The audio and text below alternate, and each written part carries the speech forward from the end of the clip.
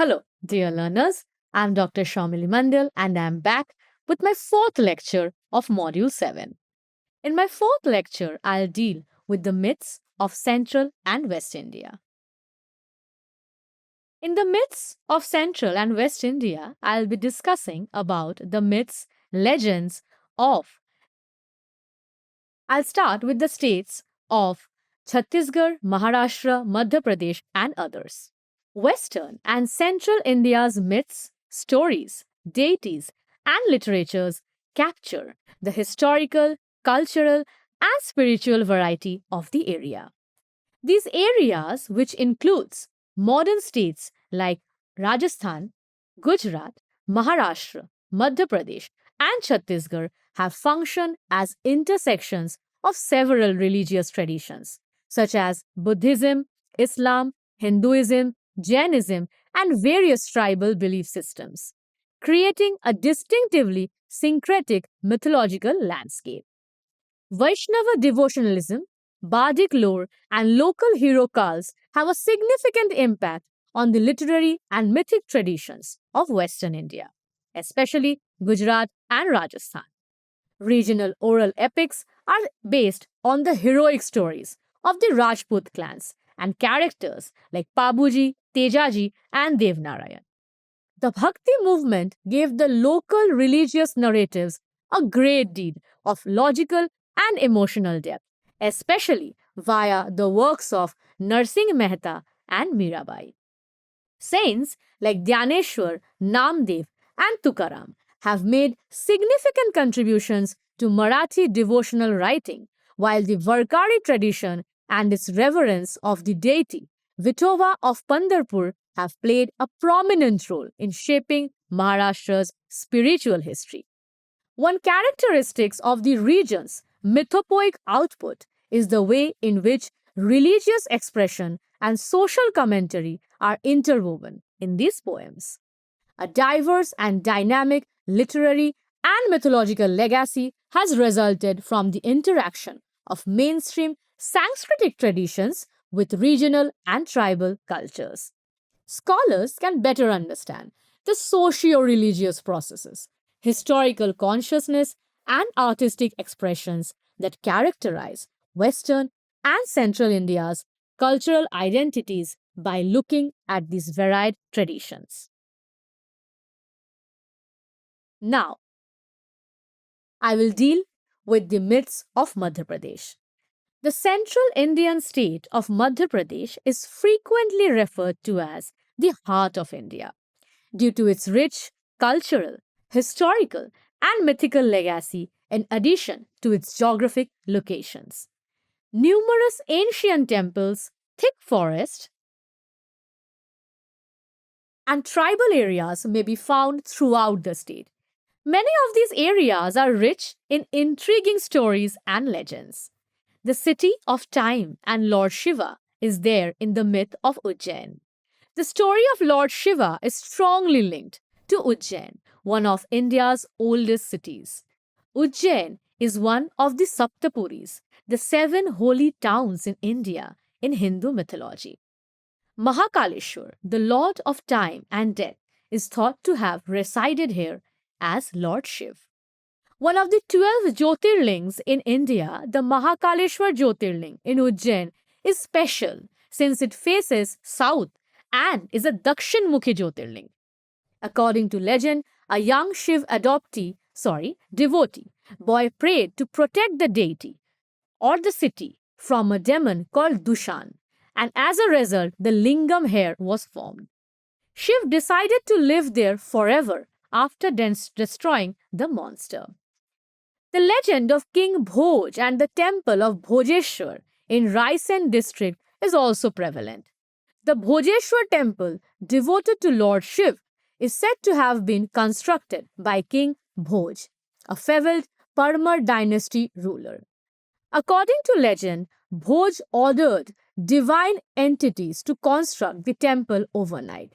The temple is still incomplete, but it contains a huge shivling that is around 18 feet tall. According to the folklore, the temple was constructed with the assistance of celestial creatures. but it was never finished of a bad omen or supernatural intervention. We have the legends of Pachmari, where was the Pandavas lived during their exile in the Mahabharata. The Pandavas are said to have hidden in Pachmari, a picturesque hill station in the Satpura hills. The word Pach means five and Mari means cave, combined to form the name Pachmari. Each brother is reported to have meditated in the five rock cut caverns known as the Pandav caverns. The locals consider them to be magical and sacred. We have another legend, the legend of Amarkantak, or the origin of the hallowed waters. The Narmada, Son, and Johila River all rise in Amarkantak, a revered pilgrimage site. The Narmada River is said to have formed from Lord Shiv's perspiration during penance. According to one belief, the goddess Narmada was created to cleanse the world of sins and defied convention by flowing westward, in contrast to most Indian rivers. Narmada Parikrama, a spiritual trip along the river's route, is still carried out by devotees. We have the curse of Rani Durgavati in the Jabalpur region. The Gond dynasty's warrior queen Rani Durgavati is regarded as a hero. According to a legend, her soul blessed the area after she passed away. But she also left a curse that made it difficult for any enemy to conquer her territory. The area surrounding Jabalpur was renowned for its tenacious resistance even during the British invasion, which the villagers attributed to the spirit of Rani Durgavati's protection.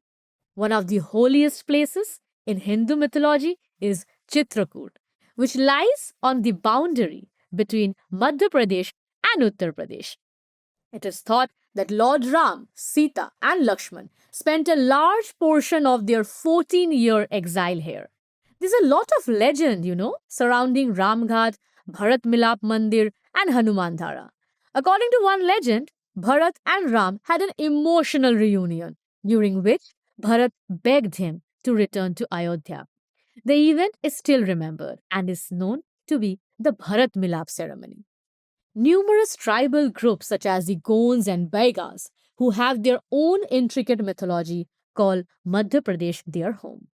One such legend concerns the Gonds' veneration of the nature deity Badadev. Creation myths featuring the Earth Mother and woodland spirits are frequently found in tribal mythologies. It is thought that the Gonds' cultural identity was shaped by the semi divine hero Lingo, who introduced them to language, music, and government. The sad love story of Rani Rupmati and Baz Bahadur, which has become a legend, is told in the abandoned city of Mandu. Rupmati poisoned herself rather than being taken as a prisoner after their country collapsed. Rupmati's spirit is said to haunt the palace and sing melancholic songs after nightfall. According to visitors visiting her pavilion, her ghost is still reported to be there waiting for Baz Bahadur. Next, I'll talk about the myths of Chhattisgarh. Chhattisgarh is steeped in ancient traditions, tribal cultures, and spiritual beliefs. Its myth blends elements of nature worship, folk tales, and local deities. These stories are often passed down orally and play a vital role in festivals, dances, and rituals. We have the very famous myth of Ma Danteshwari of Bastar. She is said to be Shakti's manifestation, the goddess Danteshwari. Legends say that as Lord Shiva carried Sati's dead body, pieces of her body fell in different places, forming Shaktipeeth. The goddess is known as Danteshwari in Dantewada in Bastar, where it is said that her tooth, which is we say the dant, fell. This temple has immense religious significance and is regarded as a Shaktipeeth. A popular destination for pilgrims is the Danteshwari temple. Devotees carry the deity in a magnificent procession on the occasion of Bastar Dasera. This Dashera is special because it honors Devi Danteshwari rather than Lord Ram's victory. The legend of Lord Ram's visit to Dandakaranya is also important. Ramayan's local folklore interpretation in Kangar Valley, Bastar, and other wooded region says that Lord Ram, Sita, and Lakshman traveled through the forest of Chhattisgarh, which was formerly a part of the greater Dandakaranya region during their exile. According to locals, Ram spent a lot of time here, conversing with sages and Adivasis who lived in forest. Ramnamam, Sitamari, Harchoka, and Lakshman Jhula are only a few of the locations named after Ramayan characters. During Ramnavami, ceremonies are performed at these sites and they are revered. The story of Baba Ghasidas and Satnam Pant began in the 19th century and was prophesied by Guru Ghasidas, a Satnami reformer. Guru Ghasidas emphasized equality and truth in his teachings, opposing idolatry and caste prejudice. According to one narrative, he made a white flag with a hand sign that stands for truth and peace. He supposedly worked marvels, such as creating water springs from dry earth. His birth anniversary is observed as a state holiday, and the Satnamis adhered to his beliefs. Rather than worshipping of idol, his followers worship Jet Kham, that is the truth pole. The skeleton river or the Kankali Neti Nadi is a myth. Indigenous knowledge, particularly among the Gonds and people who have attempted to cross the river in the village of Kondagaon with avarice in their hearts, are reported to have been transformed into skeletons. Eventually, a tribal priest used sacrifices and ceremonies to purify the river. Since the river is now revered, and people hold a festival called Nadi Puja, during which they offer sacrifices to the river in hopes of receiving fertility and rainfall. The Bhoramdeo temple in Chhattisgarh, Khajuraho, is thought to have been constructed in honor of Lord Shiv by King Dharamdev, who was a devoted follower of the deity. The sculptures, according to local legend, show celestial creatures and stories of divine love that pleased Shiv and helped the king win battles and win his favor. Thousands come here to pray during Mahashivratri. Tantric traditions are thought to have started here and are reflected in the temple's sensual carvings. Now, I'll discuss about the myths of Maharashtra and Goa. Western India's culturally diverse states of Maharashtra and Goa are well known, and they are known for their distinctive mythology and folk traditions that are ingrained in regional customs, beliefs, and stories. Folk arts, festivals, and oral traditions are the ways in which these myths are transmitted. The Khandoba myth, who is mostly worshipped in Jejuri, is a well known goddess in Maharashtra. Legends say that Khandoba is Lord Shiv's avatar. He assumed his shape in order to vanquish Malla and Mani, two demons that were causing havoc on the planet. He murdered Malla after a bloody battle. In an act of contrition, Mani gave Khandoba his white horse and became his follower. Today, Khandoba is shown as riding a white horse because he accepted the gift and forgave him. He is worshipped near Pune, where the tale of his fight is reenacted during festivals. And we have the very famous Mumba Devi myth. The deity of the source, the deity is the source of Mumbai's name. It is thought that Mumba Devi, a local fisherwoman who later became a goddess, guarded the indigenous Koli fishermen. She was reported to be very powerful and have brought wealth to the city. She was thought to defend the land and its inhabitants when the city was threatened by either natural or man made forces. She is honored at the Mumba Devi temple in Bhuleshwar, Mumbai. which represents the city's indigenous heritage.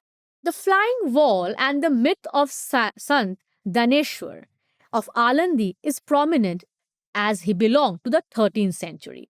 It is said that Daneshwar created a stationary wall fly to demonstrate that God's power permeates everything, including inanimate objects, when his spiritual abilities were questioned. His enlightenment is thought to have been demonstrated by the flying wall miracle. We also have the Warkaris, who commemorate this tale during the Pandharpur Yatra, a journey to the temple of Lord Vittal. We have the myth of River Bhim, as Mahabharat consists of the physical prowess and strength of Bhim. One of the Pandav brothers, Bhim, is said to have formed the Bhim River by striking the earth with his mace to supply parched sages with water, very similar to the occurrence of Bhim Dal. Consequently, the river bears his name. The Bhim River, which is revered, runs through the districts of Pune and Solapur. Hindu epics and mythologies about the creation of Goa and the myth of Parashurama are equally prevalent. According to legend, Vishnu's avatar Parashuram ordered the waters to back off after shooting an arrow into the Arabian Sea. The land that is presently Goa was revealed when the sea complied. Later, Brahmins were granted this land, which led to the formation of the first towns. Parashuram Kshetra is the name given to Goa in ancient literature. The story is remembered at the Sri Parashuram temple in Chiplun, which is nearby Maharashtra. The local Goan tradition of the floating idol and the myth of Devaki Krishna is prevalent. The idol of Devaki and baby Krishna was preserved by a group of devotees floating it down the river following the demolition of temples during the Portuguese invasion. It somehow arrived in a secure location where a new temple was subsequently constructed. This tale is preserved at the Devaki Krishna temple at Marsal, Goa. We have a strong demon king named Mayasur who dominated the Goan territories. According to the myth, he was renowned for both his money and intellect. Some others think he was eventually vanquished by Parashuram or became a part of the mythology as a spirit of protection. Folklore about underground mansions and untold treasures still evokes his presence. The tribal and the village costumes are the source of Sateri myth and local forest spirits. Many villages revere the woodland deity Sateri. Living in sacred groves, Devrai, she is considered a protector of rural communities and the natural world. She receives offering to stave off illnesses and natural disasters. Small shrines called Sateri temples are frequently found close to forest, especially in the Konkan and the Goa region. Now, I'll talk about the myths and legends of Gujarat, Dadra and Nagar Haveli, and Daman and Diu. The legend of the Hinglaj Mata is widely spread in Gujarat, and her worship is also highly esteemed as the manifestation of the goddess Durga. In mythology, Lord Shiv dragged Sati's body around the universe in sadness after she burned herself to death. Then, in order to soothe Shiva, Vishnu sliced her body into pieces. In Gujarat, she is revered as Hinglaj Mata, and it is said that her head fell in Hinglaj, which is today in Pakistan. In keeping with their long standing faith in the goddess' protecting abilities, devotees from Kutch and Saurashtra visit her sanctuaries barefoot while reciting prayers. The ghost stories are connected to the fort of Diu, and the Portuguese soldier who fell in love with a local girl is the subject of well-known stories. His ghost is claimed to haunt the fort, particularly during full moons, after he was betrayed and killed. 5 Shivlingams in a Diu coastal cave are at the heart of the Gangeshwar Mahadev legend. It is reported that Lord Shiv was worshipped here by the Pandavas while they were exiled. The sea waves frequently wash the lingams, which are arranged in a row. Because the oceans perform the lingams abhishek, that is the ritual bathing. Pilgrims believe that worshipping here results in spiritual cleaning and release. Now, I'll discuss about the myths of Rajasthan. The country of kings, Rajasthan, is renowned for its rich tapestry of myths and legends that have been passed down through the ages, in addition to its magnificent forts, deserts, and lively culture. The bravery, commitment, mystery, and supernatural beliefs of the area are all reflected in these myths. We have the siege of Chittorgarh and the legend of Padmini. Padmini, the beautiful queen of Chittorgarh, was renowned for her extraordinary grace and also dignity. The Sultan of Delhi, Alauddin Khilji, heard about her and wanted to meet her. Legend also says that he was permitted to glimpse her image in a mirror, and his obsession was sparked. To get her, he launched an attack on Chittorgarh. Rani Padmini and other Rajput ladies engaged in Johar, or mass self immolation, when defeat appeared certain in order to escape the enemy's grasp. This deed is seen as a testament to honor and defiance. The legend of Padmini is still highly regarded in Rajasthani mythology, despite the fact that some historians think later poets inflated the story. We also know about the story of Rani Padmini through our movies and our culture in India. Pallival Brahmins lived in one rich settlement of Kuldhara, and from there we get the Kuldhara curse, which lies close to Jaisalmer. According to legend, Salim Singh, a powerful minister, desired to wed a peasant girl.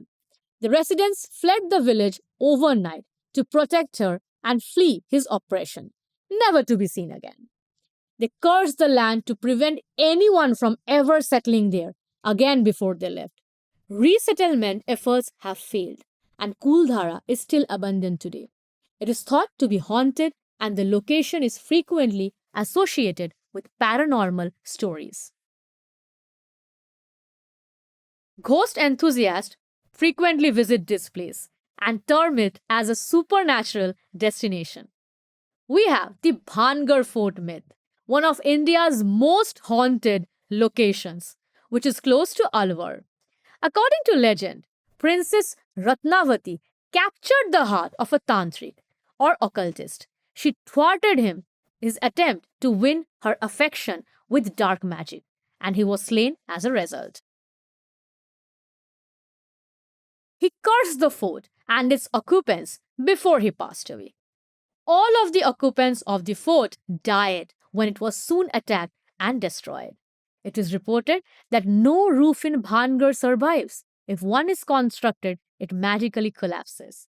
We have the Gogaji legend, in particular between snake charmers and rural populations who worship the serpent god Gogaji, also called Goga or Jaharveer Goga, a folk deity.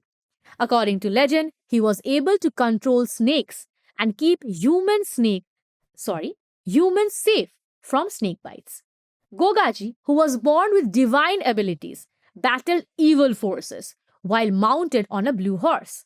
His shrine, Gogameri, is a popular destination for pilgrimages. He disappeared into the earth.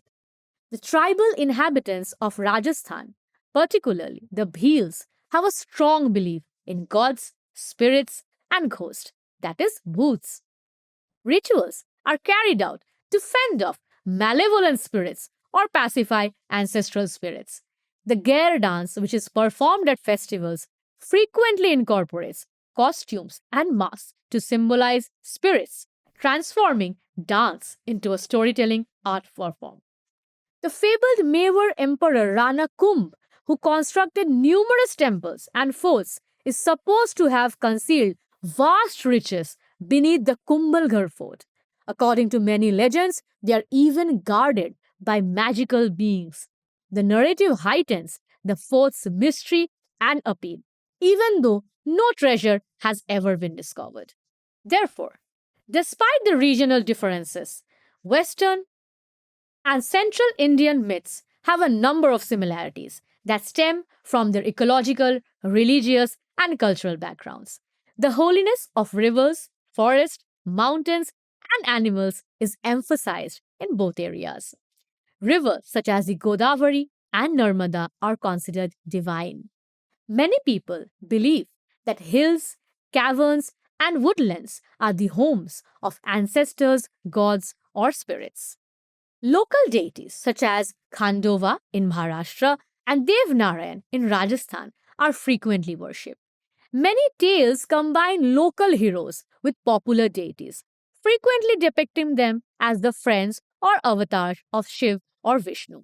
Stories of heroic figures, frequently with semi divine stature, defend Dharma. Tejaji, a folk hero who became a deity, and Pabuji in Rajasthan are two examples. Gond and Bhil tribe heroes are the subject of similar stories in central India. Tribal communities like the Bhil, Banjaras, Gonds have a significant effect in the formation of myth and legend. Trees, stones, and totems frequently have spiritual meanings, and animism is still present. Animal totems and ancestral devotion are prevalent, combining Hindu cosmology with tribal beliefs. Myths frequently depict local gods, such as Durga or Shiv, leading or interacting with folk or tribal characters. So now we are at the end of our fourth lecture. And in here, I have tried to give you an idea about the famous myths, legends, in accordance with the folk tales and the lores which are prevalent in the central and west part of India. Rajasthan, we all know, is full of myths and legends, and I have given you a few.